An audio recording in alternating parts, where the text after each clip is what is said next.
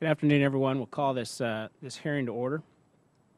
And before we get started, I want to welcome our newest member to the committee, Representative Bob Schilling from Illinois, who's a small business owner and should be a great asset to the committee. But welcome, Bob, and glad to have you on board. We're here today to talk about what happens to companies once they outgrow the Small Business Administration's definition of small.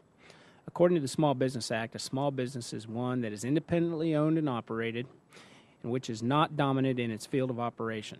The Small Business Administration further restricts the definition by applying size standards which cap the number of employees or the amount of annual receipts a firm may have if it wishes to qualify as small.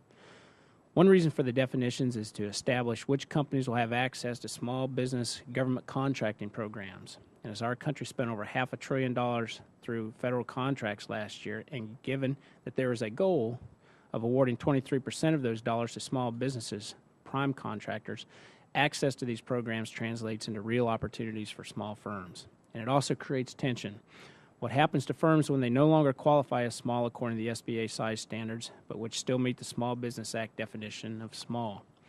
I'm going to be joined today, or we are, on the dais by Congressman Mike Rogers, who's been detained right now at a markup. He should be here any minute.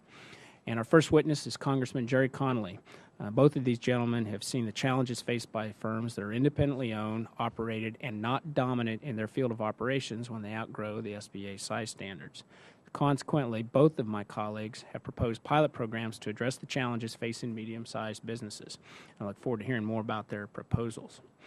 As this committee considers these proposals, we do so with two mandates in mind. First, any medium-sized pilot must benefit taxpayers and the government. Even the best crafted pilots will incur costs and will create an additional requirement for contracting personnel.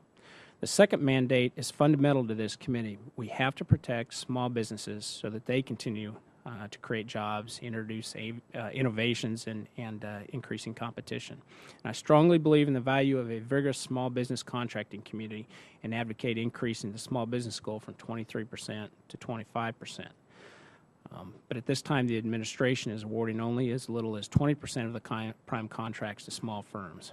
Given that the current small business goals are not being met, we have to figure out how to ensure that a new program for larger businesses is not going to make it harder for small businesses to compete.